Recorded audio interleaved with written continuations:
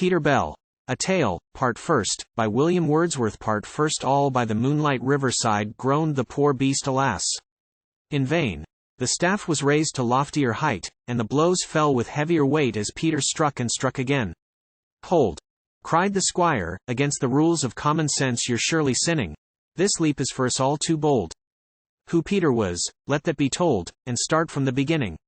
A potter, sir, he was by trade, said I, becoming quite collected, and wheresoever he appeared, full 20 times was Peter feared for once that Peter was respected.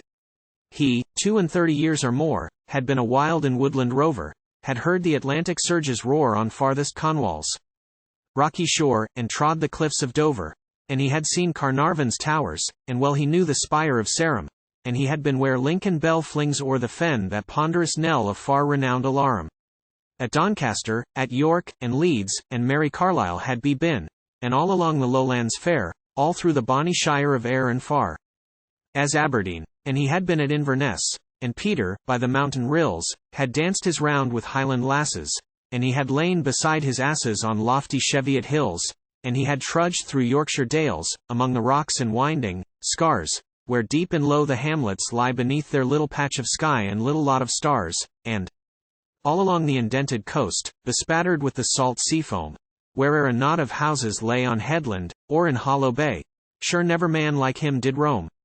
As well might Peter, in the fleet, have been fast bound, a begging debtor. He travelled here, he travelled there, but not the value of a hair was heart or head the better. He roved among the vales and streams, in the green wood and hollow dell. They were his dwellings night and day, but nature ne'er could find the way into the heart of Peter Bell. In vain, through every changeful year, did nature lead him as before. A primrose by a river's brim, a yellow primrose was to him, and it was nothing more.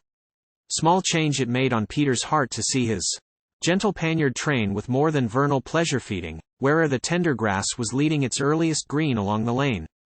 In vain, through water, earth, and air, the soul of happy sound was spread, when Peter on some April morn, beneath the broom or budding thorn, made the warm earth his lazy bed. At noon, when, by the forest's edge he lay, beneath the branches high, the soft blue sky did never melt into his heart. He never felt the witchery of the soft blue sky. On a fair prospect some have looked and felt, as I have heard them say, as if the moving time had been a thing as steadfast as the scene on which they gazed themselves away. Within the breast of Peter Bell these silent raptures found no place. He was a carle as wild and rude as ever hue and cry pursued, as ever ran a felon's race. Of all that lead a lawless life, of all that love their lawless lives, in city or in village small, he was the wildest far of all. He had 12 wedded wives. Nay, start not, wedded wives and 12, but how one wife could e'er come near him, in simple truth I cannot tell. For, be it said of Peter Bell, to see him was to fear him. Though nature could not touch his heart by lovely forms, and silent weather, and tender sounds, yet you might see at once, that Peter Bell and she had often been together. A savage wildness round him hung as of a dweller out of doors, in his whole figure and his mien a savage character was seen of mountains and of dreary moors. To all the unshaped half-human thoughts which solitary nature feeds, midsummer storms or winter's ice, had Peter joined whatever vice the cruel city breeds. His face was keen as is the wind that cuts along the hawthorn fence. Of courage you saw little there, but, in its stead, a medley air of cunning and of impudence. He had a dark and sidelong walk, and long and slouching was his gait. Beneath his looks so bare and bold, you might perceive, his spirit cold was playing with some inward bait.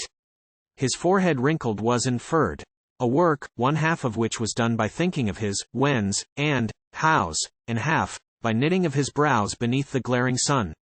There was a hardness in his cheek, there was a hardness in his eye, as if the man had fixed his face, in many a solitary place, against the wind and open sky. One night, and now my little Bess, we've reached at last the promised tale smiley face. One beautiful November night, when the full moon was shining bright upon the rapid river swale, along the river's winding banks Peter was travelling all alone. Whether to buy or sell, or led by pleasure running in his head, to me was never known. He trudged along through copse and brake, he trudged along o'er hill and dale, nor for the moon cared he a tittle, and for the stars he cared as little, and for the murmuring river swale.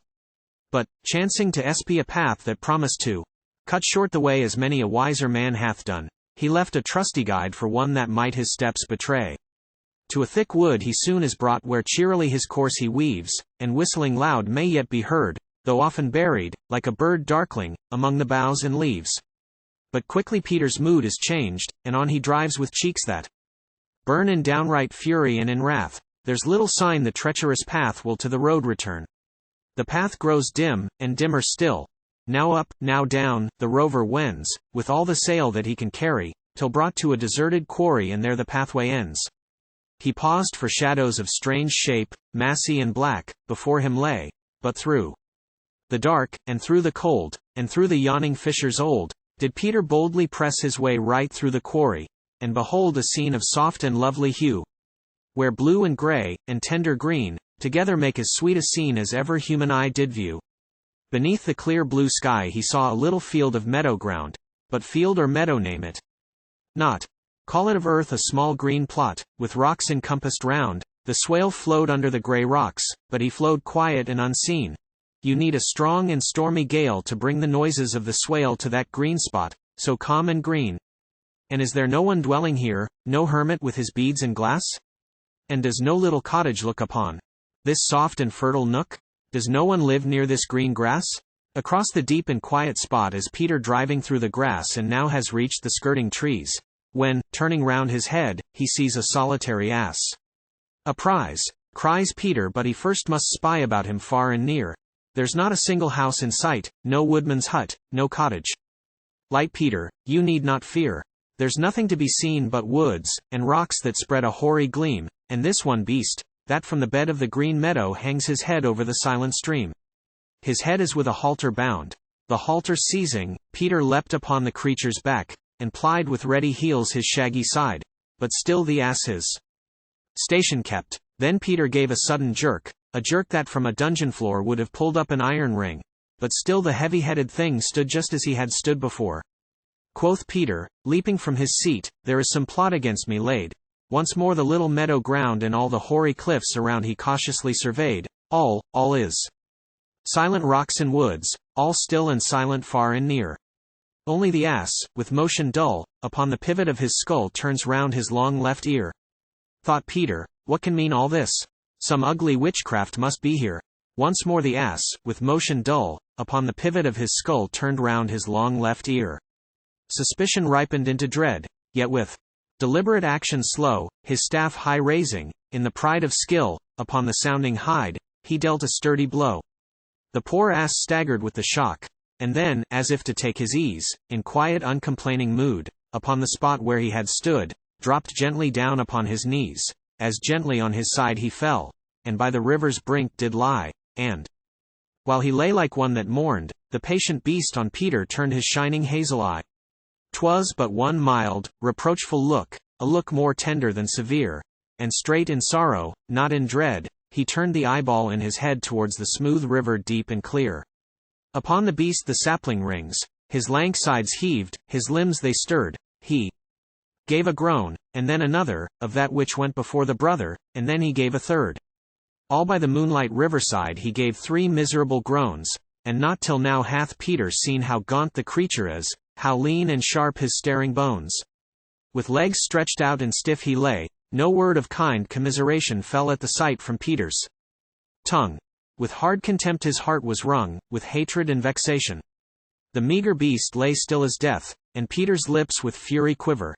Quoth he, you little mulish dog, I'll fling your carcass like a log head foremost down the river. An impious oath confirmed the threat, whereat from the earth on which he lay to all the echoes, south and north, and east and west, the ass sent forth a long and clamorous bray. This outcry, on the heart of Peter, seems like a note of joy to strike. Joy at the heart of Peter knocks, but in the echo of the rocks was something Peter did not like. Whether to cheer his coward breast, or that he could not break the chain, in this serene and solemn hour, twined round him by demoniac power, to the blind work he turned again. Among the rocks and winding crags, among the mountains far away, once more the ass did lengthen out more ruefully a deep-drawn shout, the hard dry see-saw of his horrible bray. What is there now in Peter's heart? Or whence the might of this strange sound? The moon uneasy looked and dimmer, the broad blue heavens appeared to glimmer, and the rocks staggered all around. From Peter's hand the sapling dropped. Threat has he none to execute. If anyone should come and see that I am here, they'll think, quoth he, I'm helping this poor dying brute. He scans the ass from limb to limb, and ventures now to uplift his eyes. More steady looks the moon, and clear more like themselves the rocks appear and touch more quiet skies. His scorn returns, his hate revives. He stoops the ass's neck to seize with malice that again takes flight. For in the pool a startling sight meets him, among the inverted trees. Is it the moon's distorted face? The ghost-like image of a cloud? Is it a gallows there portrayed? Is Peter of himself afraid? Is it a coffin, or a shroud? A grisly idol hewn in stone? Or imp from witch's lap let fall? Perhaps a ring of shining fairies? Such as pursue their feared vagaries in sylvan bower, or haunted hall. Is it a fiend that to a stake of fire his desperate self is tethering? Or stubborn spirit doomed to yell in solitary ward or cell, 10,000 miles from all his brethren? Never did pulse so quickly throb, and never heart so loudly panted. He looks, he cannot choose but look, like some one reading in a book that is enchanted. Ah, well a day for Peter Bell. He will be turned to iron soon, meet statue for the court of fear. His hat is up and every hair bristles, and whitens in the moon. He looks, he ponders. Looks again. He sees a motion, hears a groan. His eyes will burst, his heart will break, he gives a loud and frightful shriek, and back he falls, as if his life were flown.